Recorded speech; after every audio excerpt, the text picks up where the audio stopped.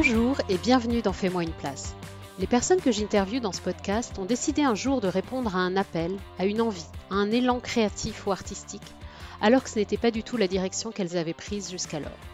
Mais quelque chose a bougé et ils ou elles ont fait une place à leur âme d'artiste, souvent de façon singulière à mes yeux en tout cas. Je m'appelle Sylvie Horry et dans ce podcast, je cherche à comprendre quel est le cheminement interne qui mène à suivre cet élan, parfois jusqu'à complètement changer de vie. Comment on fait de la place à cette part créative, artistique en nous? Comment cette part se révèle à nous? Est-ce qu'elle s'impose? Qu'est-ce qui bloquait pour que ça n'arrive pas plus tôt? Est-ce que ce n'est pas trop tard? Et qu'est-ce que ça change dans la vie?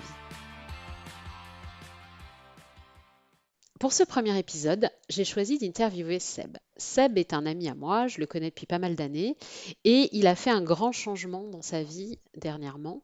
Il est passé d'une vie où il avait un job assez classique dans le commercial à une vie complètement dédiée à la création puisqu'il est aujourd'hui ébéniste créateur. Ça me semblait une évidence de l'interviewer dans ce podcast et je suis ravie qu'il ait accepté parce qu'il parle très librement et avec beaucoup de passion et d'émotion de cette place qu'il a faite à la création. Alors pour commencer, Seb, est-ce que tu pourrais décrire qui était le Seb d'avant et qui est le Seb de maintenant, maintenant que tu as fait une place à l'artiste en toi, que tu as écouté ton élan créatif? Oui.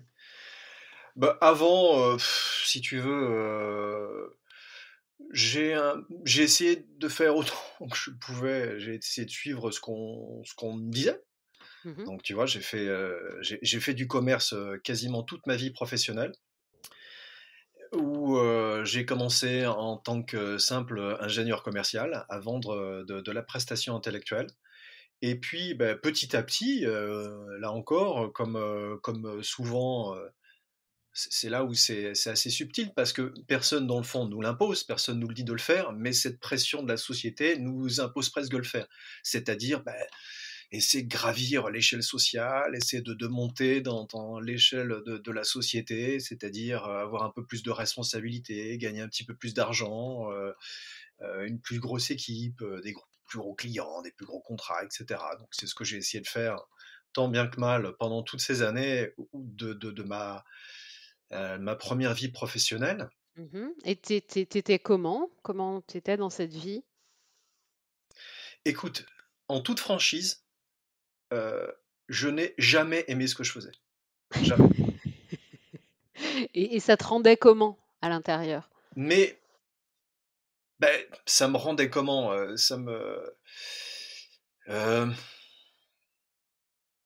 comme beaucoup, le lundi matin, où je me disais bah, vivement le vendredi soir, si tu Mm, veux. Et puis certaines réunions clients, j'y allais avec la boule au ventre, j'avais pas envie d'y aller. Mais si tu veux, quand t'as pas de référentiel, bah, tu te dis, bah, voilà, c'est le boulot, et puis bah, parfois tu es obligé de faire des choses que t'as pas envie de faire, et que j'imagine que pour tout le monde c'est pareil. mm, mm. Et comme, si tu veux, c'est pas blanc ou noir, ou un ou zéro, mais au contraire, un univers qui est entre les deux, c'est-à-dire un grand camion de gris, bah, il y a des choses qui sont positives et des choses qui sont négatives. Mais si tu me poses clairement cette question-là, comment moi je me sentais, j'ai jamais aimé mon travail, ça c'est Mm. clair. Je l'ai toujours Donc, su. Et ouais. après, on pourrait me dire, mais pourquoi t'es resté aussi longtemps dans un travail qui te plaisait pas? Bah, parce que, parce qu'il y avait des bons côtés aussi. Je gagnais bien ma vie, j'avais une relative autonomie, les relations que j'entretenais avec ma hiérarchie, bah, c'était quand même pas si mal que ça. Parfois, dans mes premiers boulots, il y avait aussi une bonne entente avec mes collègues. Et donc, bah, je me disais, bon, ben voilà, je m'éclate pas dans mon boulot, mais je suis capable de le faire aussi. Alors, il y a aussi, Mm. aussi ça, en fait. Ah ouais. Ben oui, en fait, je me suis sans doute un peu trompé moi-même, c'est-à-dire que il se trouvait que j'avais certaines aptitudes pour faire ce travail. Mm. Et donc, même si j'aimais pas le faire, bah, ma foi, je le faisais pas si mal que ça. Voilà. Donc, je me forçais sans doute un peu à me dire, bon, bah, voilà, il y a de mauvais côtés, mais il faut le faire. Puis après tout, voilà, je gagne bien ma vie. On me file une voiture pour aller bosser, on me file un téléphone. Mm. Bon, c'est peut-être pas si mal que ça. Mmh. tu OK, vois? donc si je résume, avant, tu es dans un job que tu aimes pas trop, mais qui est pas si compliqué à faire, tu gagnes bien ta vie, c'est plutôt une vie confortable. Tu pas tellement de référentiel, à la limite, c'est peut-être une limite normale de pas, super kiffer son travail, donc tu te poses pas plus de questions que ça, en fait?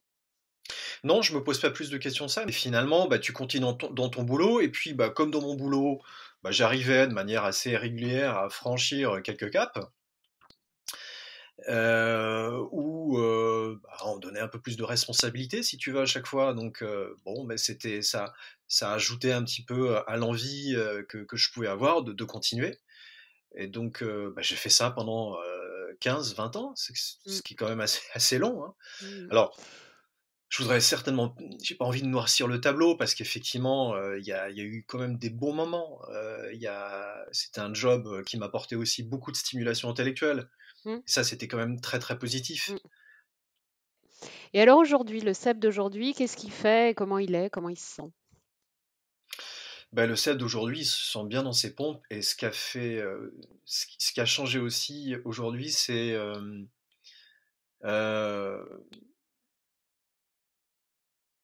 bah, la satisfaction, j'en retire. La Alors explique-nous satisfaction, ce que j'en retire. explique-nous ce que tu fais, parce que moi je sais, mais Bah, ce que je fais aujourd'hui, c'est, je crée des meubles. Voilà, je crée des meubles, précisément des tables basses, des consoles, des luminaires, mais aussi, des tableaux en bois où, bah, là, les tableaux, si tu veux, je pousse un peu plus le curseur de la créativité parce que c'est juste un artifice de décoration, alors qu'une table basse, bah, ça a vraiment une utilité. Une console, c'est pareil, un luminaire, c'est pareil. Mais là, je vais un petit peu plus loin sur l'échelle de la créativité et je trouve mmh. ça aussi assez sympa. Donc j'ai fait ça, je me suis formé, j'ai passé un CAP ébénisterie en 2018. Mmh. Et puis, comme il y a eu quand même un très bon alignement des étoiles, j'ai assez rapidement, trouvé un atelier où, j'ai pu me lancer, et avoir ce cadre professionnel et avec toutes les machines, nécessaires et absolument essentielles à la conception de mobilier pour me lancer dans cette aventure. Parce que j'avais déjà des fourmis dans les jambes, hein. J'avais plein d'idées que je voulais mettre à exécution et pendant 1 an et demi en fait, j'ai fait ça tout le temps. C'est-à-dire que j'ai pas tellement communiqué, mais c'était une création en chassait une autre en fait. Pendant 1 an et demi, tu veux dire après que tu aies eu ton CAP ou, Oui, pendant? Ah d'accord, alors après pendant j'ai entre commencé si tu veux, ouais. on était une toute petite équipe, hein. Alors moi j'ai fait mon CAP dans un lycée professionnel. Mmh. Et c'était assez aussi intéressant de côtoyer d'autres personnes. Mais alors du Mmh. coup, je dirais, nous, on était une petite classe d'adultes de 8 personnes, entourées de jeunes qui avaient entre 13 et 15 ans, voire un petit peu plus, parce que ça allait, Ah ouais, ils étaient l'ébénisterie allait jeunes. jusqu'au bac pro, mais ce sont des gens qui étaient Ah juste à côté de nous. super C'est-à-dire que, jeunes, ouais. eh oui, oui, c'est ça. Et Mmh, donc, mmh mh. tu vois comment ils sont, leur motivation, ce qu'ils font, etc. Donc ça, c'était aussi très intéressant. Et moi, très très vite, j'avais aussi envie de faire mes propres choses. Donc Mmh. j'ai bénéficié des installations et des outils de l'atelier pour commencer mes premières créations, des luminaires notamment. OK. Et donc comment tu te sens aujourd'hui? Comment tu décrirais le Seb, intérieurement aujourd'hui? Ah bien, le Seb intérieurement, déjà, il est beaucoup plus serein, apaisé, posé. Je ressens plus du tout cette tension et ce stress qui pouvait m'animer avant. Au contraire, là, j'ai qu'une envie, c'est quand le vendredi soir arrive, ben, je me dis mais vivement lundi, parce que je sais que je laisse des projets en suspens. Et bon, même ça peut m'arriver, hein, d'y aller, le samedi ou le dimanche parce que j'ai vraiment envie de les voir avancer ces projets et j'ai qu'une envie, c'est que ce soit lundi matin. Donc ça, c'est énorme. Quand tu fais un boulot et tu te dis: «Mais vivement le lundi matin que j'aille bosser», heu, ça fait peut-être un peu cliché de dire comme ça, mais c'est ce que je ressens, sincèrement. Mmh. Et ce qui a changé aussi, bah, le regard aussi que je porte sur moi-même parce que Les premiers temps, c'était assez étrange parce que j'étais toujours encore dans cet état de découverte parce que, bah, OK, j'ai mon CAP, en poche. Alors c'est vraiment les fondamentaux, hein, les Mmh. fondamentaux des fondamentaux, c'est-à-dire que idéalement, ça aurait été même bien que je puisse continuer au-delà du CAP pour, enrichir mes connaissances techniques. Mais moi, j'ai plus 15 ans, donc je peux plus me permettre de faire ça et donc il fallait que je me lance aussi dans, dans la création de mes premiers meubles. Donc Mmh. en 2019, j'ai créé ma société Mmh. et puis en 2020, oui, c'est ça, c'est de 2020, 2021, début 2021, en fait, j'ai communiqué officiellement sur ce que je faisais. OK. Voilà. Donc j'ai mis du temps à le faire parce qu'en fait, je voulais que ce moment où j'allais expliquer que j'avais changé de vie professionnelle, ce soit un moment où heu, tout était en place. Un site internet en place et puis suffisamment de choses à proposer, tu vois? De choses à OK. montrer. Je voulais pas dire: «Ben voilà, ça y est, vous m'avez connu, Sébastien, voilà, j'ai changé de vie, je suis maintenant ébéniste, je crée des objets, et je présente 3 tables basses et 2 luminaires». Non, là, j'avais quand même eu déjà au moins une bonne trentaine de choses à proposer et donc on pouvait voir ce que j'étais capable de faire. Et pourquoi tu voulais attendre ce moment? Pour être sûr d'être allé au bout de ton truc ou? Il y a sans doute un petit peu de ça, parce qu'au départ, si tu veux, quand tu fais tes premiers trucs, tu sais pas trop ce que ça va donner. Moi, je me souviens de la première table que j'ai faite, bah, tu dis: «Bon, c'est à peu près regardable, ça tient debout, OK, je vais en faire une autre» Mmh. et puis tu te prends en jeu. Mais pendant longtemps, j'étais pas trop bien sûr encore, si j'avais, j'étais, je ressentais bien que de toute façon ça me faisait un bien fou. C'est-à-dire à chaque fois que tu termines quelque chose et tu regardes ce que Mmh. tu as fait, surtout que là c'est tangible. Moi avant Ouais. j'étais dans un domaine de la prestation intellectuelle, donc clairement hautement intangible, hein. Je vendais du jus de cerveau des autres, hein. De la prestation intellectuelle, c'est ça. Tu vends les compétences des autres. Et donc à la fin de la journée, parfois tu peux te poser la question, qu'est-ce que j'ai fait de ma journée si ce n'est de passer de réunion en réunion en m'écoutant parler ou en écoutant les autres parler. Là, à la fin de la journée, quand tu es à l'atelier, quand tu es bien rincé, tu sais ce que tu as fait. Tu peux regarder Ouais. derrière toi, voilà toutes les étapes que j'ai faites, que j'ai dû passer pour faire ce meuble, des heures à poncer ou à déligner ou à façonner, etc. Et tu peux le revoir. Et Mmh. ça c'est vraiment très intéressant aussi. C'est vraiment marrant de se dire que, ouais, tu vendais de la prestation intellectuelle, donc un truc intellectuel des autres et Ouais. que là, tu vends une création manuelle que toi, tu as faite de tes mains, quoi. C'est fou, Oui, en fait, quand tu fais le parallèle entre les 2. ouais. Du coup, ça m'amène à la question d'après. Qu'est-ce qui a fait que tu es passé de ce métier de directeur commercial à ébéniste créateur? Qu'est-ce qui a été le déclic? Est-ce qu'il y a eu un déclic? Est-ce que ça mûrissait depuis un moment? Pourquoi c'est pas venu plus tôt? Enfin voilà, qu'est-ce qui s'est passé entre les 2 en fait? Ouais. Je crois pas qu'il y a eu vraiment, un moment, enfin si, il y a eu un moment charnière. Mais si tu veux, ça se fait quand même sur le temps, long. Tu te lèves pas un matin en disant: «Ah, il faut que je change de vie, ça me plaît pas, il faut que je fasse quelque chose». Je sentais bien que j'étais pas à l'aise. Si tu veux, ça a été une longue déconstruction. Ça me fait penser, si tu veux, je crois que c'est la loi de Murphy, où, à un moment donné, à force de monter dans l'échelle de la société, ou en tout cas dans celle de l'entreprise, tu te retrouves à ton niveau d'incompétence. Alors je ne sais pas si c'est ce qui m'est arrivé quand j'étais, à mon dernier poste de directeur commercial, mais en tout cas, ce que je sentais, c'est que, si tu veux, le masque que je tenais à bout de bras pendant des années, il était vraiment en train de se casser la gueule. Tu étais fatigué? Bah, j'étais fatigué et surtout, je sentais que j'acceptais de moins en moins, mon management. et qu'il y avait un fossé de plus en plus grand qui était en train de se creuser entre ce que moi je pensais et ce qu'on me disait de faire.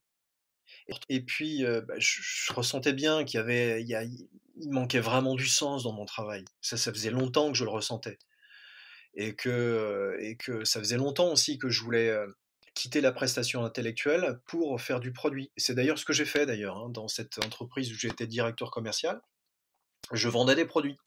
Ça, j'ai trouvé ça aussi intéressant. Mais ça n'a résolu qu'une partie du problème.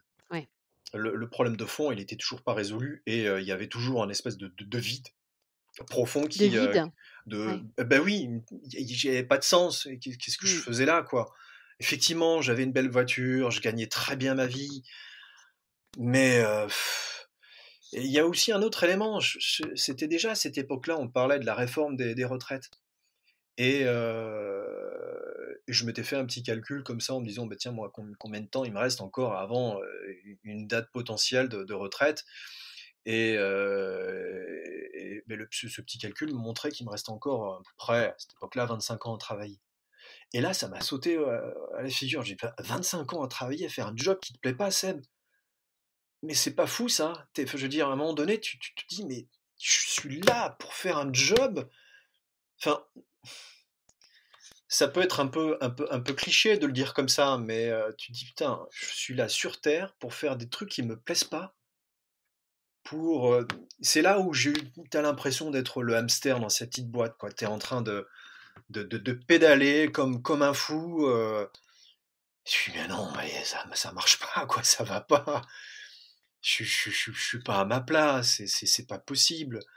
Et puis il y a une autre idée aussi qui m'a un peu retourné en me disant, quand Sébastien, quand tu seras, au crépuscule de ta vie et que tu porteras un regard, sur ce que tu as fait dans ta vie, est-ce que tu seras content de ce que tu as accompli? Est-ce que tu seras content de ce que tu as osé faire?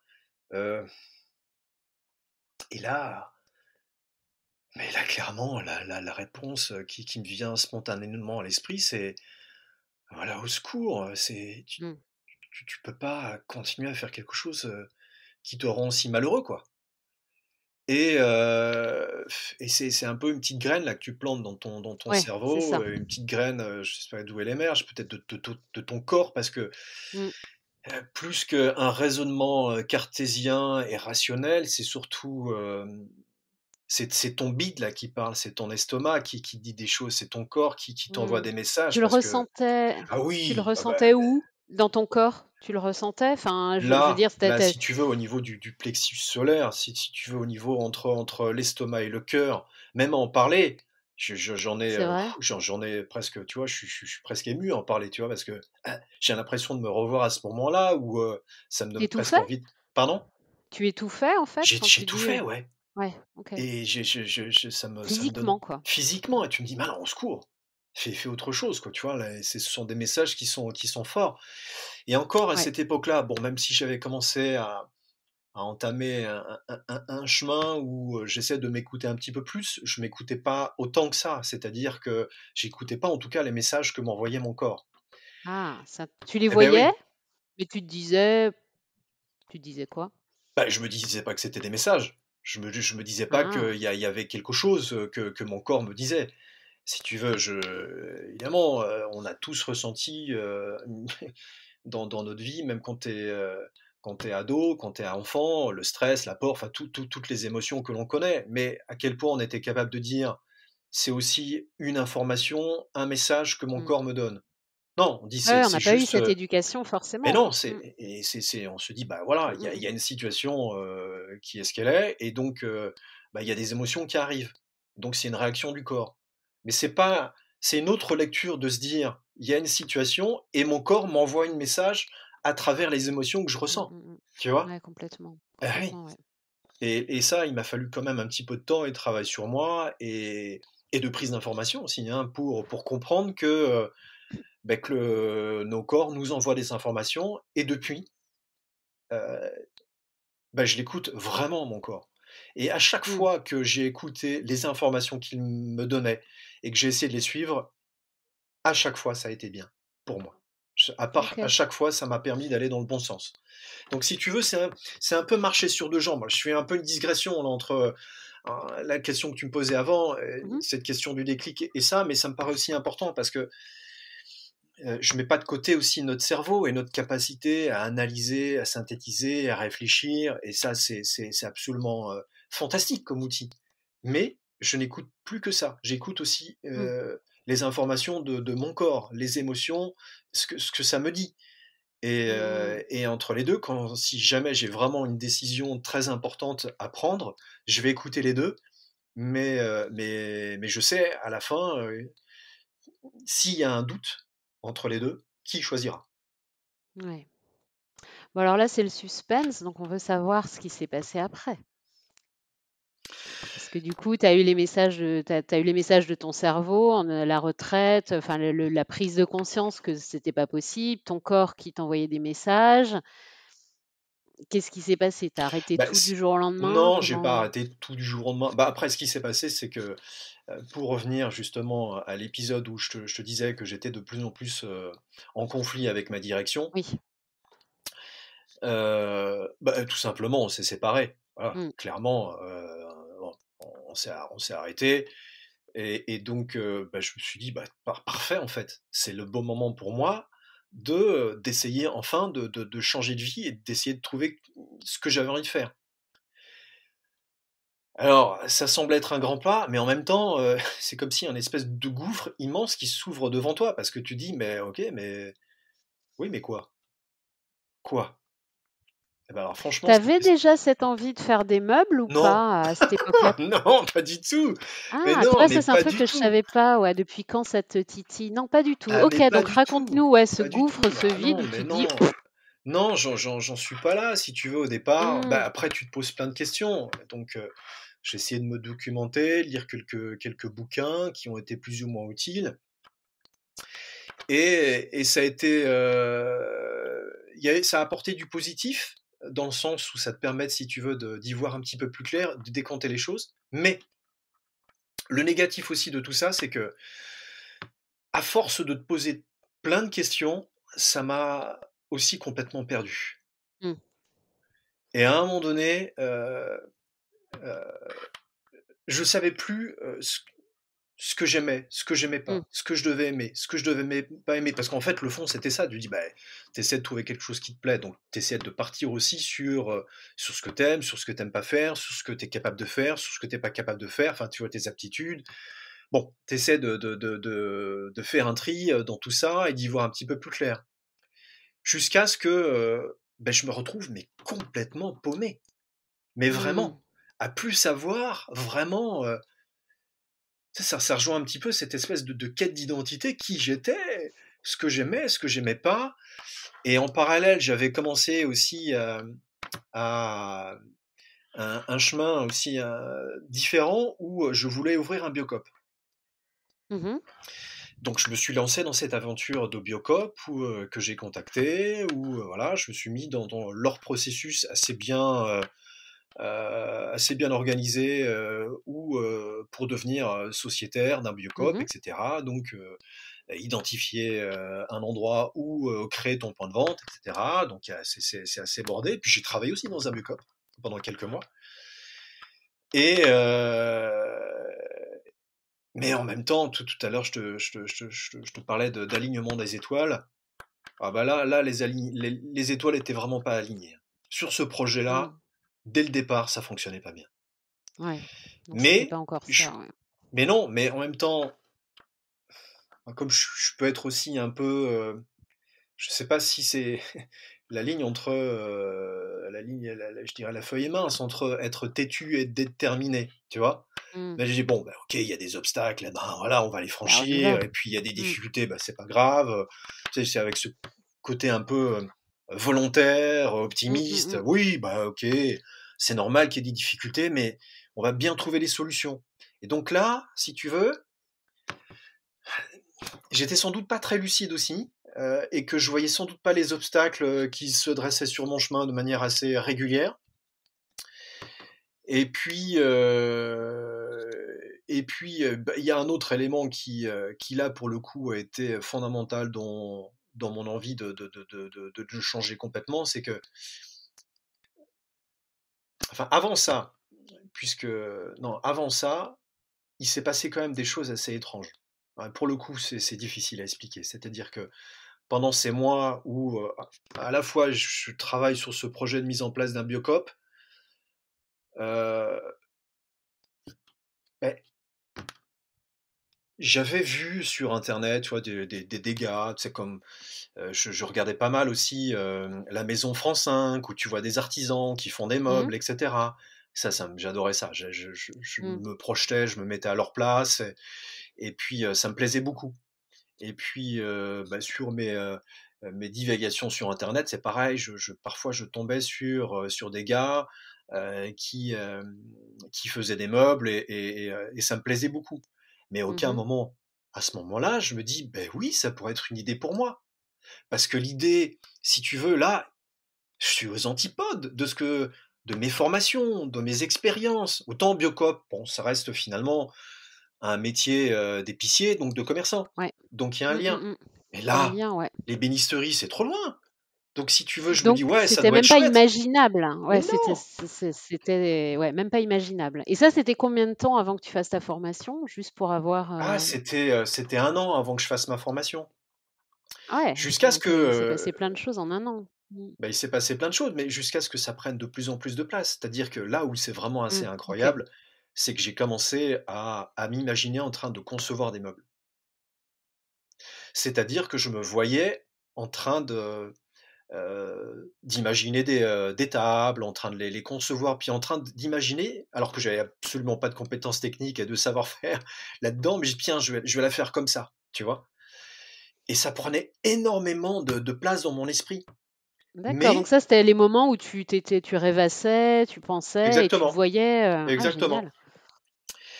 Et puis, mais en parallèle, quand je pensais à ça, je le ressentais bien quand même, ça me faisait un bien fou. Mmh. Ça me faisait vachement de bien et ça, je ne pouvais pas l'ignorer non plus, si tu veux.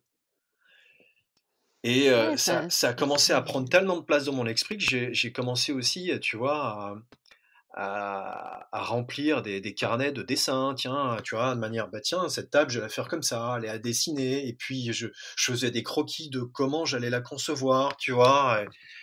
Et c'est la première fois que tu faisais des croquis ou tu dessinais avant aussi déjà ou? alors oui, quand j'étais ado et jeune adulte, j'ai dessiné, je faisais des aquarelles, je faisais des Mmh. dessins, j'ai expérimenté tout un tas de trucs, je faisais des peintures avec du sable de couleur, enfin, je faisais tout un tas de trucs, mais tout ça, j'ai abandonné, dès le premier travail, quoi, tu vois? OK.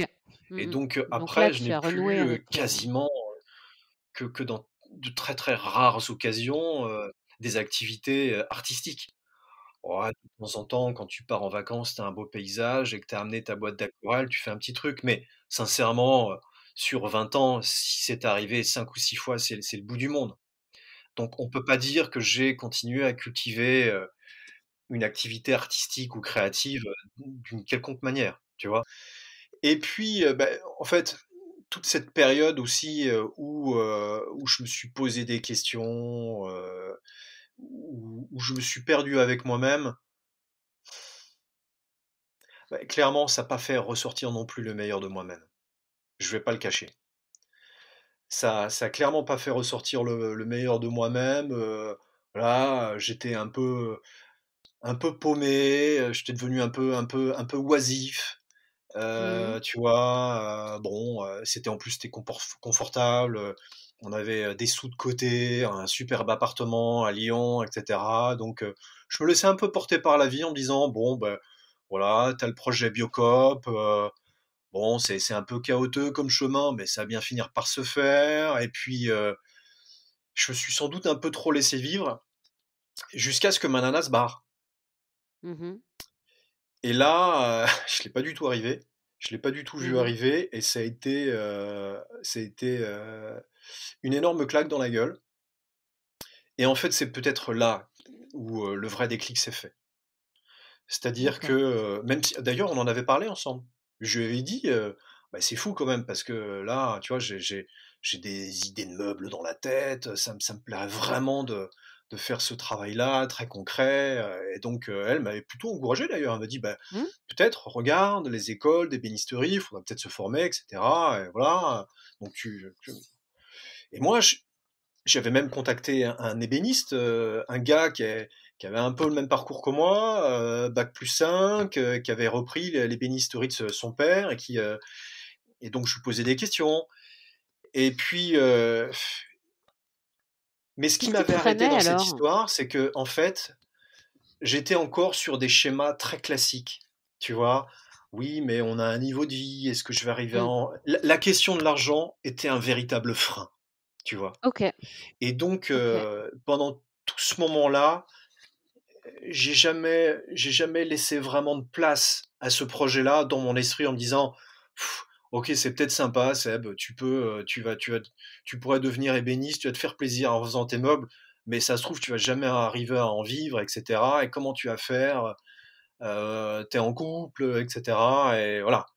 Et en plus, avec ces espèces d'idées vieillottes qui consistent à dire, bah voilà, t'es l'homme du couple, donc tu dois rapporter l'argent, etc. Totalement ridicule. Donc ça te freinait en fait. Tu avais d'un côté Oui, tes envies, tu rêvais, puis d'un autre côté tu te disais: «Non mais oublie Seb, ouais, c'est pas OK. c'est pas cohérent, t'es pas Mmh. sérieux dans ce projet-là, tu pars de rien, t'as pas d'outils, t'as pas de formation, t'as rien. Bon, Ouais, ok, ça te fait du bien intérieurement, mais t'es pas sérieux, quoi. tu pas sérieux, ouais. Jusqu'à ce qu'elle parte. Mmh. Et là, bah, tout change parce que, si tu veux, je me dis: «Bah, finalement, j'ai que mes fesses à m'occuper, si tu veux. Mmh. Donc bah, si je me plante, je me plante, mais tant pis». Il y a, si quelque part, ça m'enlevait un peu un espèce de poids, si tu veux, sur les épaules en me disant: «Oh, «Ah, il y a une vie de couple, il faut qu'on arrive à apporter de l'argent pour vivre, etc.» Et donc là, je me dis, bah, je suis tout seul. Au pire, je me plante, mais au moins j'aurais essayé. Et donc Tu plus ça, rien à perdre en j'avais plus fait. rien à perdre. J'ai Mmh. plus rien à perdre. Et puis, Rien du tout, ouais. sincèrement, il n'y a plus grand-chose qui me restait que ça.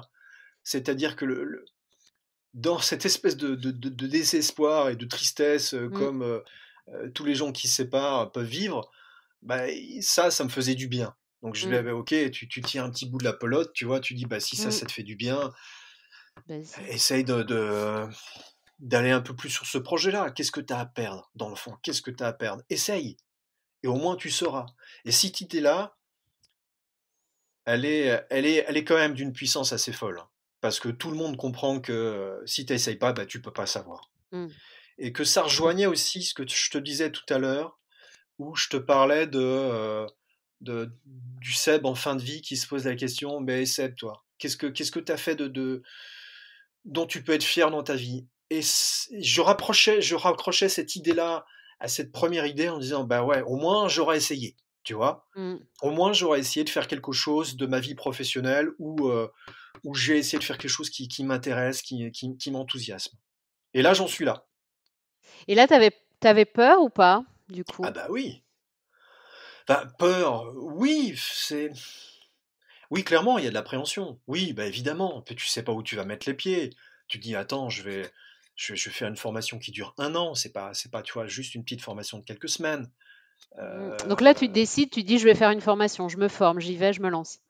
non, C'est ça qui s'est passé? il y a pas que ça, c'est aussi ma mère qui me secoue un peu. Ah. Oui, Non, j'allais oui, te demander justement la réaction de ton entourage, ouais. bah, ma mère me secoue un peu, alors elle est un peu surprise, hein, quand je lui parle de ça, mais elle ne trouve pas forcément non plus, dans un état fantastique en disant: «Bah, pourquoi Mmh. pas? Tu peux pourquoi pas?» Mais en même temps, on fait pas des meubles comme ça et donc il va bien falloir que tu te formes, il va bien falloir que tu fasses quelque chose. Et moi, j'étais tellement à la masse encore à cette période-là où je me Mmh. disais: «Bon, bah, je vais commencer tranquille avec, 2 tournevis et une scie pour, dans le garage». Non, mais je force le trait un petit peu exagérément, mais c'était aussi peut-être, l'état de lucidité dans lequel je me trouvais Ouais, qui était quand bien même, sûr, ouais. un Mmh, peu un mmh, peu à mmh, la mmh. masse pour plein de raisons. Et donc elle me secoue un petit peu, les puces et puis elle me dit: «Bah non, il faut que tu te formes». Et là je me dis: «Bah oui, elle a raison, il faut que je me forme, donc il faut que il faut aller acquérir une formation solide. Pour la seule Mmh. formation qui existe et qui a du sens, c'est ça, c'est le CAP ébénisterie. Et ça a été une excellente idée. Franchement, c'était une super idée. Et les 15 premiers jours, j'emmenais pas large, hein, parce que je me disais, bon, bah, quand même, là, c'est un environnement, mais complètement différent, Ah ouais, là, tu changes de vie, avec quoi. des gens complètement différents. Tu es en bleu d'atelier, tu es avec des chaussures de sécurité, tu as des machines qui font un bruit de partout. Et voilà, il faut, t'apprends des choses complètement différentes de ce que j'ai pu apprendre avant. Et, euh, et malgré tout, très vite, je me suis senti bien dans cet environnement. Mmh. Pour la Je première juste, je fois de fais ma une vie, petite ouais, et je reprends juste une petite parenthèse. Les étoiles se sont encore alignées parce que, il se trouve que tu as trouvé cette formation, là où habite ta mère, en fait. oui, ouais, c'est assez fou. Et C'est assez fou parce que c'est assez fou, c'était pas loin de la rentrée, si je me souviens. Enfin, tu bah, l'as trouvé comme ça, quoi. je- j'appelle, on est à la mi-août. Je Mmh. les appelle. Et puis, pour la rentrée de septembre, évidemment, elle me dit: «Bah, monsieur, vous savez, on a une porte ouverte, en février et la classe, elle est déjà pleine, Vous êtes gentil. oui, bah, vous avez l'air sympathique et motivé, donc je veux bien vous recevoir, mais je peux c'est fini, quoi. Donc Mmh. peut-être pour la rentrée d'après, voilà». Et donc, moi, j'y vais quand même. J'y vais, donc je vais la voir et puis, beh, la chose incroyable, si tu veux, au bout de 5 minutes, elle me dit: «Écoutez monsieur, je vais pas tourner autour du pot, quelqu'un s'est désisté il y a quelques jours». Ah dingue, Dingue, hein?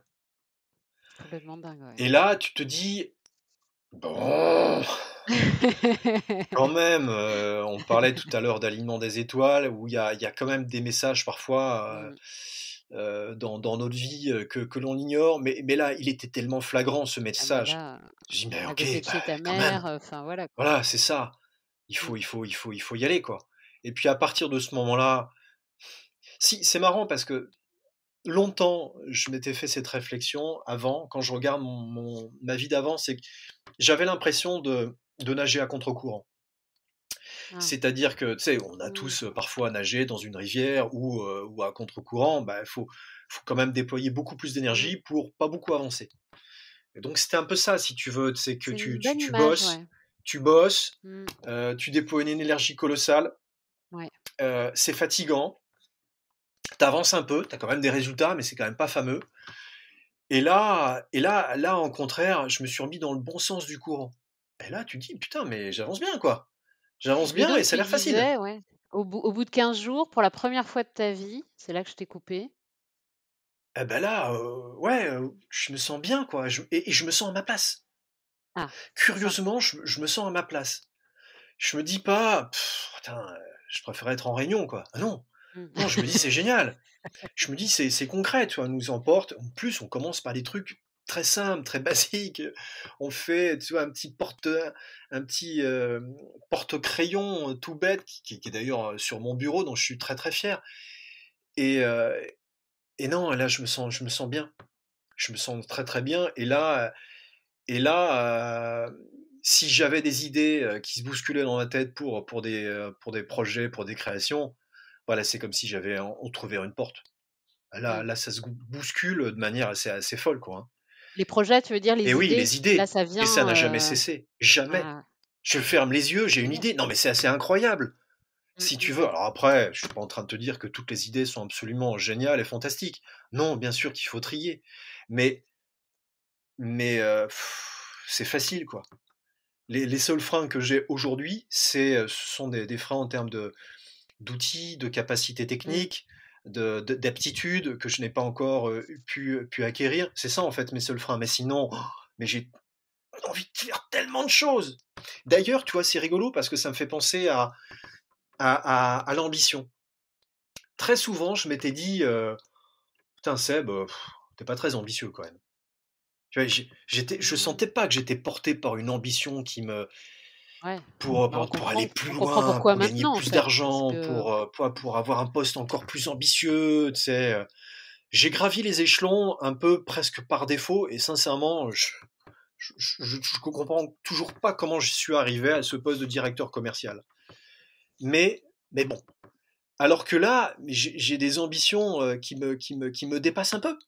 C'est C'est pas génial. des ambitions pour faire le prochain Ikea. Non, pas du tout. Ce sont des ambitions, je dirais, beaucoup plus saines, qui me donnent envie de faire des meubles plus beaux, si tu Mmh. veux, de meilleure qualité, qui plaisent encore plus. C'est ça les ambitions qui me portent, tu vois, faire des meubles qui soient encore plus étonnants, plus original. Et ça, mais ça me remplit, mais rien qu'à y penser, rien qu'à te le Mmh. dire là Oui, on le maintenant, sent. ça me remplit d'une joie, d'une C'est envie, d'un ça. enthousiasme. Mais là, Ouais, j'ai envie de chausser mes pompes et d'aller à l'atelier tout de suite, tu vois? ouais. Et ça, Bah, non, ce reste sont encore un des peu, envies que je mais n'ai jamais ressenties avant, jamais. ouais. Alors bien sûr, il y avait des bons côtés quand tu gagnes un bon projet, tu es content, tu as une bonne prime, mais je fais ce sont je dirais des satisfactions sympas, mais très éphémères. Parce Mmh. qu'elles durent jamais Ouais, bien longtemps. c'est Et ça la puis, différence, ouais. l'échelle de satisfaction, c'est pas la même. Moi, même jusqu'à pas très longtemps, j'ai fini un meuble sur lequel, un bureau sur lequel j'ai passé pas mal de temps. Et tu le vois, tu es tout seul en atelier, il y a personne. Parce que moi, je suis un atelier, je suis tout seul. Si tu veux, en plus, mon atelier, il est perdu au fin fond de la campagne. Tu le termines, tu as fini la dernière finition, voilà, il est huilé, il est tout beau, tu le regardes. C'est une émotion, ça te prend en bide, quoi. Et j'en avais presque la larme à l'œil, quoi, si tu veux, en me disant: «Putain, j'ai fait ça, quoi». Et ça te donne une énergie, mais colossale, colossale. Ça forge une détermination pour avancer, pour aller plus loin. Et ouais, j'ai pas envie d'arrêter. Et pourtant, bah, il faut quand même bien le reconnaître, c'est encore qu'un cas financièrement, hein, c'est quand même très, très difficile. Mais, heu, mais ça me donne vraiment envie de continuer. Mmh. Donc j'allais te poser la question, comment tu sais aujourd'hui que tu es sur le bon chemin? Parce que j'ai l'impression que tu n'en doutes pas une seule seconde. Donc c'est l'énergie que tu as, c'est, ce qui te donne envie de te lever le matin, c'est, comment tu sais aujourd'hui que tu es sur le bon Bah, il y chemin? a plein d'indicateurs. Mmh. Il y a l'envie, là, Qui ne te l'envie, quitte pas? elle est toujours, l'envie, l'enthousiasme, le désir d'apprendre, heu, l'envie de faire, quelque chose d'un petit peu nouveau, et puis ces émotions aussi que je ressens, si tu veux, hem, et qui sont toujours là. C'est cette ambition-là aussi que je ressens sur, ah ben voilà, demain on va faire des choses, nouvelles, différentes, cette envie d'apprendre, tout ça c'est énorme. Moi ça me fait un bien fou en fait. Ça me fait un bien fou. Et puis, c'est une construction. Si tu veux, au départ, tu fais un meuble. Bon, quand tu es tout seul à le trouver joli, c'est une chose. Mais quand il y en a d'autres qui le trouvent aussi sympa, Mmh. petit à petit, Tu t'en fais un, t'en fais deux, t'en fais trois, et cetera, et que tu pas le seul à trouver ça sympa, bah, ça te met en confiance, si tu veux. Et mmh, donc mmh mh. alors que, ouais, clairement, toute cette période où je me suis posé 1000 questions, où j'étais perdu avec moi-même, j'ai quand même beaucoup, beaucoup perdu confiance en moi parce que Mmh. j'étais tellement paumé. En plus, avec cette séparation, bon, ça a été aussi assez difficile. Et donc, petit à petit, j'ai retrouvé vachement de confiance en moi, si tu veux. Et Mmh. là, Et je ça, me c'est un sens bon bien, je me sens indicateur. capable aussi Ouais. d'avoir retrouvé cette énergie, cette force, pour, pour passer de nouveaux obstacles. Quelle a été la réaction de ton entourage? Alors, tu nous as dit ta maman t'a un peu secoué, tout ça, forme-toi. Quand tu as annoncé, quand tu as dit à ton entourage, bah voilà, je me lance, je vais devenir ébéniste, ça a été quoi les réactions? Bah, plutôt positif, alors pour plein de raisons, parce que déjà après, heu,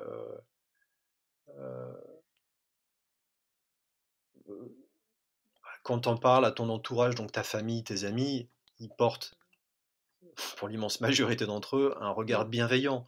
Donc ils ont Mmh plutôt mh. tendance à t'encourager. En plus, c'est vrai que le métier d'ébéniste, c'est plutôt sympa, ça a une très bonne image. Et souvent ça parle aux gens, on dit: «Ah ouais, c'est chouette, moi aussi j'aimerais Mmh. bien faire ça». Donc il y en a plein Mmh. qui t'encouragent. Mais peut-être que parfois j'ai pu lire une forme de scepticisme dans le regard de certains, Mmh. en me disant: «Bah, quand même, tu pars un petit peu loin et ça peut être sympa, mais est-ce que tu seras capable d'en vivre?» Et je le comprenais. Si tu veux, je leur jette pas la pierre parce que moi aussi, hein, tu peux avoir cette envie, cet enthousiasme, qui est très forte. Ça m'empêche pas aussi d'avoir, des doutes. Ça m'empêche pas aussi, Bien sûr. parfois de me Mmh. poser des questions en me disant: «Bon, bah, OK, c'est très sympa, mais pour l'instant, j'en suis quand même encore à une phase où, je tape, tous les mois dans mes économies pour pouvoir en vivre, hein. Mmh. Donc, Mmh. il faut pas se le cacher, quoi. Et puis, il y a au-delà du métier d'ébéniste, tu deviens aussi chef d'entreprise. Bien sûr, ouais. Mmh. Et comme tous les chefs d'entreprise, et en particulier quand tu es tout seul, tu fais tout de A à Z. Mmh. Tout de A à Z. Donc, le site internet, j'ai mis un temps fou pour le faire, donc je l'ai fait tout seul. La communication, etc. La présence sur les réseaux sociaux, tout ça, tu fais tout seul. Alors c'est chouette parce que tu apprends plein de choses, Mmh. mais parfois, c'est difficile. Bah, d'ailleurs, une Mmh. question, enfin, une remarque, puisque et ça, je pense que c'est intéressant parce que ça fait partie des erreurs que moi j'ai faites, que je continue peut-être encore à faire parce que j'ai tendance à penser que je suis capable de faire plein de choses tout seul. Mais c'est une erreur. C'est une erreur parce que je pense que c'est aussi important d'aller voir les autres pour demander des conseils. Mmh.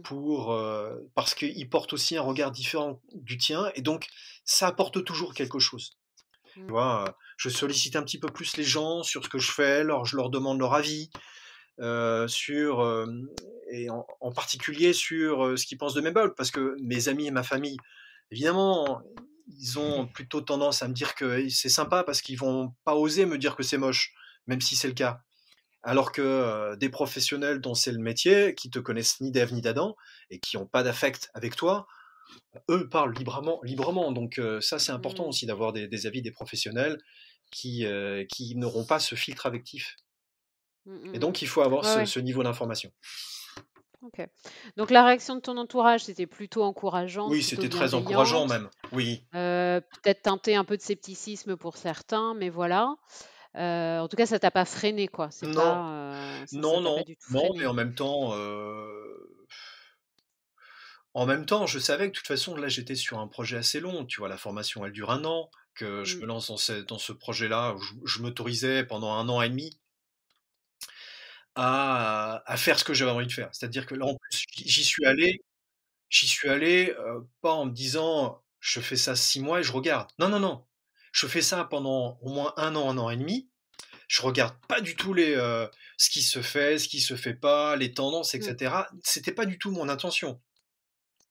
Là, j'ai juste, créé, ce que j'ai envie de créer, Mmh. sans me dire, «C'est beau, c'est pas beau». J'ai envie de le faire, je le fais, sans filtre. Donc tu t'es donné un an et demi en te disant: «Je me forme, je fais des trucs» Ouais, et tu t'es dit: «Et après je vois». Tu avais un plan B? aucun plan B. Comment? Aucun plan B? Non, aucun plan B. C'est là où, tu vois, c'est pas toujours très cohérent, mais si tu veux, je partais aussi de cette idée, heu, on a on a tous, parfois expérimenté ça dans notre vie, c'est-à-dire que tu vois bien que quand tu fais quelque chose qui te plaît, tu le fais sans effort Mmh. et en général, tu le fais bien. Heu, Ça me fait penser à un bouquin, que j'ai lu là, dans la neuroscience où, l'auteur parlait de gens qui ont des capacités absolument incroyables, qui ont des mémoires, complètement folles, qui sont capables de faire des multiplications avec plusieurs chiffres, et cetera. Ce qu'il expliquait, c'est qu'au départ, ces gens, ils sont comme toi et moi. Sauf que ce qui fait la différence, c'est qu'ils aiment ça, en fait. Mmh. Ces petits exercices, ils adorent faire ça. Et donc, ils y passent des Mmh. heures. Et donc, ils y passent des heures sans effort. Et donc, forcément, ils vont développer aussi des compétences à faire ça. Et donc, je pars de cette idée en me disant, bah, si je fais quelque chose qui me plaît, qui m'enthousiasme, qui me nourrit, il y a quand même de fortes chances que, malgré tout, ce soit pas trop mal. Donc, je pars de là, quoi. Donc, si je fais ça, bah, après tout, ça veut dire que je vais créer de la valeur ajoutée et que si je crée de la valeur ajoutée, ben, ça a de la valeur et donc si ça a de la Mmh. Mmh valeur, mh. ça pourrait se vendre. Mmh mh. Et puis ce qui me poussait aussi à aller dans cet univers de la création de meubles, c'est que cette espèce de flot que j'avais d'idées, Mmh. et il était tellement fort que je me dis: «Mon Dieu, ça veut dire aussi quelque chose, quoi», tu vois? Et que du Mais coup, tu trouverais bien le moyen de réaliser ce que tu avais envie de faire, en beh, fait? oui, et que parmi toutes ces idées, il y en a peut-être 1 ou 2 Mmh. qui pourraient, intéresser des gens, voilà. Mais Mmh. au départ, tu sais pas. Ouais, C'est pour ça qu'au donc départ, tu es bah, tu plus, fais une, t'en ouais, fais tu es une plus deuxième. tu plus partie en te disant: «J'ai plein d'idées, j'ai plein de choses à faire et puis, ben, on verra». Tu t'es pas dit: «Ah là là, si j'y arrive pas, machin», non, Mais tu t'es non, pas parce posé que ces si tu te dis questions-là, en fait? ça, mais dans le fond, tu te mets déjà tout de suite des freins. Mmh. Bien sûr, ouais. Donc je voulais pas me dire: «Ouais, mais attends, qu'est-ce qu'on vont en penser les autres? Est-ce qu'on va trouver ça beau?» et cetera. Non, au départ, je me dis: «Attends, admettons qu'on est, toujours dans une phase d'apprentissage», je lui dis: «Écoute Sébastien, fais quelque chose que toi déjà tu trouves beau. Rien que toi. Quelque chose qui toi te plaise. Et ensuite on verra bien si ça plaît aux autres. Mais déjà, puisque l'idée, et essayons d'être cohérents. Si l'idée de ce nouveau job, c'est de faire quelque chose qui toi te plaise, bah, fais au moins en sorte que ça te plaise. Si c'est faire des meubles qui te plaisent pas, quel est le sens dans tout ça? Non, je veux dire, c'est pareil, je vais pas devenir ébéniste pour travailler dans un autre atelier d'ébénisterie. Mmh. Bien sûr, c'est sympa, mais ce qui me plaît, moi, avant tout dans ce métier, c'est la création. C'est ça qui me plaît par-dessus tout. Parce que je te Mmh, cache pas que mmh mh. parfois, penser pendant des heures, bon, c'est pas folichon non plus, hein. Il y a parfois des étapes dans la conception d'un meuble qui ont rien de passionnante, hein. Faut pas se le cacher. Mais ce qui me plaît, dans ce que je fais, c'est surtout ça, c'est surtout la création. C'est ça qui me nourrit et qui me fait un bien fou. Maintenant, je prends aussi en compte les avis des autres, le regard que l'on porte aussi sur ce que je fais, sur ce qui va bien, sur ce qui va pas bien. Moi, j'ai parfois aussi, un peu tendance dans mon travail à parfois trop en faire, trop en mettre. Et donc, maintenant, tu vois, j'essaie de trouver, un peu plus de simplicité, un peu plus d'élégance, dans ce que je fais par rapport à ce que je pouvais faire au départ. Mais Mmh. voilà, Mais en termes on avance de style. ouais, en termes de, parce que c'est ton style et cetera, en termes de compétences, tu trouves toujours, enfin, dans ce que je vois, dans ce que tu dans moi, j'ai vu tes meubles, je vois ce que tu postes et des fois, tu vas y passer plus ou moins de temps, mais tu trouves toujours un moyen technique de faire ce que tu avais de réaliser ton idée, en fait? Non, il y a clairement plein d'idées aujourd'hui que je suis incapable de mettre en œuvre parce que j'ai pas les outils, pour le faire, D'accord, et pas encore les compétences pour le faire. Je pense notamment OK. à des meubles, qui utilisent la technique du cintrage, tu sais, qui permet de faire des jolis arrondis. Bah, Mmh. ça, je sais pas encore le faire. En tout cas, je j'ai pas encore les outils pour le faire. Mais c'est aussi le côté, intéressant d'avoir travaillé tout seul très tôt. C'est que, beh, quand tu plus les profs, quand tu es à l'atelier en formation et tu as les profs qui sont derrière toi quand tu fais une Mmh. connerie, bien voilà, ils vont être là à te dire: «Bah non, tu aurais dû faire ça», ou alors: «Bah, on va réparer le problème en faisant ça et ça». Là, je peux pas les appeler, ils peuvent pas venir à l'atelier, donc tu es obligé de trouver des Mmh. solutions aussi par toi-même, et ça Mmh. aussi, c'est vachement intéressant, ça m'a appris plein de choses. Mmh, mmh mh. Et c'est aussi enrichissant aussi pour toi parce que ça montre, peut-être d'un point de vue philosophique, que, bah, OK, tu as fait une connerie, il y a un obstacle, il y a une difficulté. Bon, ben, au lieu de te lamenter sur toi-même en disant: «Ah, j'ai fait une grosse connerie», on va trouver une solution. Il y a même d'ailleurs une console que j'avais faite, qui était terminée, que j'ai fait tomber, qui s'est cassé la gueule en 1000 morceaux. Enfin 1000 morceaux, j'exagère un peu, mais c'est vraiment bien cassé la gueule. Là, ça a été un petit drame. Eh bien, en fait, cette console, je l'ai reconçue différemment pour en faire quelque chose encore en plus joli. Enfin, selon moi. Donc tu as réutilisé ce que tu avais cassé? Exactement. Je l'ai Ah! réutilisé pour en faire une nouvelle console, et la deuxième version était meilleure que la première. Ah, c'est cool. Ouais, il y a toujours des façons de voir le bon côté des choses. Ça fait un peu simpliste de dire ça, mais je trouve que en fait, c'est tellement plus simple et, et reposant de voir les choses sous cet aspect-là. Parce que sinon, c'est Mmh, mmh mh. fatigant de voir toujours les problèmes. Moi, ça me fatigue. Est-ce que tu te considères comme un artiste?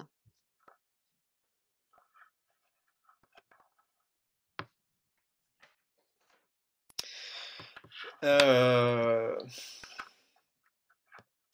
J'ai eu un petit peu de temps pour me faire à cette idée-là, mais plus j'avance, heu, et plus je vois qu'en fait, je mets le curseur sur le côté artistique. Donc oui, ça reste du meuble. Je veux dire, je suis pas un peintre, je fais pas de la sculpture, mais malgré tout, oui, malgré tout, il y a un côté très artistique en moi. Donc oui, artiste, pourquoi pas? Je me définis pas vraiment comme ça,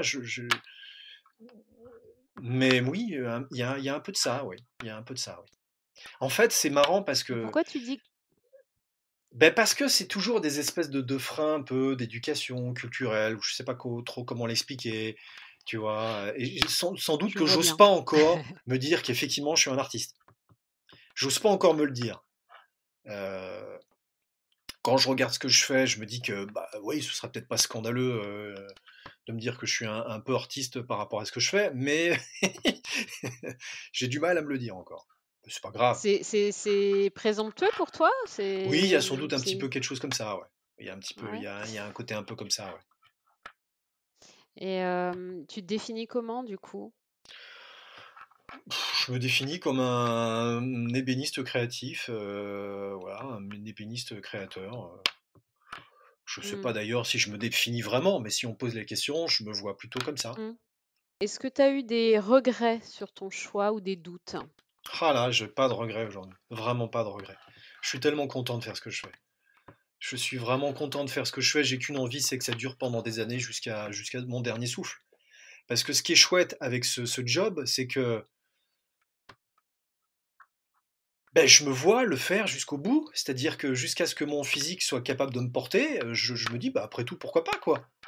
Pourquoi pas? Ouais. Tu te dis Je- pas, «Quoi encore 25 ans? Mais Ah ça ne va non! jamais être possible». Ah Là, tu es non! plus Puis du tout quand je là-dedans. vois tout ce que je peux encore faire, je me dis, chouette, quoi. Maintenant, l'enjeu pour moi, c'est d'arriver à vendre ce que je fais pour pouvoir continuer cette aventure. Toi, je me dis pas, je vais devenir le futur star qui est gagné plein de pognon. Non, c'est pas ça du tout, hein. J'ai des ambitions financières beaucoup plus modestes. Moi, mon idée, c'est de pouvoir juste continuer à faire ce que je fais, quoi. Et simplement d'en vivre et de me permettre d'avoir un toit et de manger, puis c'est tout, quoi. Puis de temps en temps, de partir en vacances si c'est possible, mais c'est tout. Mmh. Voilà. C'est tout, ouais. Parce que ta vie te nourrit, tu es plus à Ouais, attendre le week-end et les vacances, pour compenser, non. la semaine, ouais, tu es plus du tout là-dedans. Tu as dû renoncer à des choses pour cette vie? Bah oui, parce que de renoncer à des choses, bah oui, parce que forcément, tu fais des arbitrages financiers. Là, moi, je vois bien que euh, bah, beaucoup des sous que j'ai de côté, ils servent à ce projet-là, tu vois. Je m'autorise pas grand-chose. Bon, bien sûr, j'ai quelques loisirs à côté quand même. J'ai pas une vie Mmh. monacale non plus. Bon, mais, mais oui, il y a pas mal de choses auxquelles j'ai renoncé. Ça fait un moment que j'ai pas pris l'avion pour partir en voyage. Tu vois, ça fait. Ouais, après, comme beaucoup, il y a eu la pandémie, etc. Donc on a tous été limités par rapport à ça. Mais tu vois bien, on a nos amis communs qui habitent au Canada. Ça fait longtemps que j'ai envie d'aller les voir. Mmh. Et voilà. Et pour l'instant, c'est un projet que je repousse. Ouais. Mmh, mmh mh. Ma dernière question, ce serait, est-ce que, avec le recul, si tu regardes ta vie, hem, est-ce que tu te dis que, cette envie de créer, elle était déjà en toi depuis toujours, mais elle n'était pas visible ou pas assumée ou pas autorisée? Ou à ton avis, elle est venue comme ça? Alors, je dirais pas les choses de cette manière. Parfois, j'ai participé à un salon et ça a été très riche en informations pour moi parce que là, pour le coup, tu vois plein de gens qui ne sont pas tes amis, pas ta famille, et donc aussi qui te disent plein de choses. Et ça a été très intéressant parce que ça m'a aussi conforté heu, dans ce projet-là parce que par plein de gens m'ont dit qu'elles trouvaient ce que je faisais très très bien, qu'ils trouvaient ça beau, etc. Mais souvent aussi, on m'a fait cette réflexion en me disant: «Oh là là, mais moi je suis pas du tout créatif». Et je pense que c'est faux. Heu, je pense qu'on est tous créatifs, alors certains niveaux, mais ce que je constate et ce que j'ai souvent constaté, c'est qu'il y a plein de gens qui le sont, mais qui ne s'autorisent pas à l'être. Mmh. Ça rejoint un petit peu la remarque que tu faisais tout à l'heure en disant, mais peut-être que tu t'autorises pas à te dire que tu es un artiste. Mais c'est un peu ça. Il y a plein de gens qui sont sans doute créatifs, qui disent ouais, mais moi je sais pas dessiner. Et en fait, la création, c'est très large. C'est pas Bien juste sûr. être capable de faire un beau dessin ou une belle Mmh, peinture. mmh, mmh. C'est simplement de faire émerger une idée. C'est ça pour Mmh, moi être mmh, mmh. créatif. Et ça, bah, bon Dieu, on l'est tous quand même. Sauf que si tu t'autorises pas à être un petit peu créatif, essaie de le faire tout seul, sans que personne te regarde, tu vois, sans avoir la pression du regard de l'autre. Tu vois bien à Mmh. quel point la pression du regard de l'autre, c'est tellement limitant, c'est tellement un frein à toi-même. C'est pour ça que pendant cette première période où je me suis lancé dans mes premières créations, j'ai peu communiqué. Parce que je voulais pas être parasité aussi par ce que pouvaient en penser les autres. Mmh, ouais, je comprends. Je comprends, Et on ouais. l'a tous ressenti, ça, la pression du Bien regard de sûr. l'autre. Ouais, bien Et sûr. malgré les Mmh. efforts que l'on peut faire chacun parfois à s'en abstraire, c'est pas toujours facile. Mmh. Et il y a le regard des autres, enfin, et parfois d'ailleurs le regard des autres, ça veut rien dire. Souvent d'ailleurs, c'est des gens qu'on connaît pas, et c'est notre propre imagination qui se fait une idée du regard des autres. Bon. Après, il y a nos amis, notre famille, forcément, eux, ben, le regard compte un petit peu plus. Donc ça, on prend en compte aussi d'une manière différente. Mmh. Mais la création, oui, alors je sais pas si j'ai toujours été créatif. Ce qui est sûr, c'est que j'ai toujours été très imaginatif. Ça, c'est sûr. La création, je la relie à un peu plus au domaine de l'artistique. Mais Mmh. être imaginatif, trouver des solutions, ça oui, ça a toujours été assez simple pour moi. C'est un point de départ à la création, l'imagination, non? Oui, mais pour moi, tout ça, c'est lié, si tu veux. Ouais. C'est juste Mmh. une définition légèrement différente, mais c'est la même chose. Mmh. C'est partir d'une idée, ou en tout cas d'un constat. Tiens, je veux arriver là, comment je fais pour y arriver? Voilà. Et du coup, quand je te posais cette question, c'est en fait, la question derrière, c'est pourquoi c'est pas arrivé avant que tu deviennes, ébéniste créateur? Ça aurait dû arriver bien avant. Ça aurait dû arriver déjà dès les études, mais parce que clairement, je me suis trompé d'études. Très clairement, j'ai fait des études par défaut, que j'étais vraiment pas à ma place dans ces études de droit. Mmh. Euh, mais le problème, c'est que bah, enfin, rappelle-toi comment on était à l'adolescence, quoi. On se connaît très très peu. On nous aide pas à nous connaître. Rappelle-toi la première fois que tu es entré au centre d'orientation, information, tu vois? Centre d'information orientation, le fameux CIO, tu sais, de notre époque. Mmh. Les jeunes d'aujourd'hui, ils ont peut-être pas ça, mais où tu avais des métiers sur des fiches cartonnées, et ça te devait donner des idées. Non mais vas-y toi, va choisir tes études ou une idée potentielle de métier futur sur cette base-là. On était tellement mal informés. Et puis, on n'était pas non plus dans une démarche à essayer de savoir qui on était. Mmh. En plus, l'adolescence, c'est quand même pas la meilleure période. Enfin, en tout cas, t'es pas bien dans ta peau, etc. Tu te cherches. Et oui, il y en a pour qui c'est simple et limpide et qui savent très clairement ce qu'ils veulent faire. Moi, je ne savais pas. Donc, j'ai fait Mmh. des études par défaut, j'ai fait un métier par Mmh. défaut. Et, et, et puis, la fameuse crise de la quarantaine que parfois on rencontre fait que j'ai dit, ben, non, non, là, c'est Mmh. trop. Tu peux pas rester comme ça. Il faut que tu fasses quelque chose de différent de ta vie, en tout cas quelque chose qui te plaise. Mmh mh. Mais évidemment, s'il fallait refaire les choses, ouais, on peut toujours refaire après coup, mais bon. Ce qui m'a intéressée dans notre conversation, ouais, c'est de savoir ce qui s'est passé intérieurement pour toi. Comment un jour tu t'es autorisé à laisser ça, tu as parlé d'une petite graine et puis tu l'as laissé grandir, grandir et puis finalement tu as mis en place des choses pour, aujourd'hui faire le truc qui te plaît le plus au monde, créer. Ah bah, ça pourrait être une excellente conclusion, justement, de parler de ça sur maintenant, c'est que effectivement, la création, ça nous nourrit. Et quand tu parles d'intérieur, ben là, je ressens même, tu vois, à en parler, cette espèce Mmh. c'est sans doute pas commun, peut-être qu'on est différent à le ressentir, mais il y a une espèce de boule à l'intérieur, tu sais, ça fourmille, il se passe quelque L'énergie. chose de physique, tu vois, qui est Mm, comme si ça gonflait à l'intérieur. Rien que l'idée de parler de la création, et je vois bien à quel point ça me permet de me sentir bien mieux, bien que je n'ai jamais été dans ma vie, clairement. mm, Et mm, si je devais retenir qu'une chose, bah, c'est ça, quoi.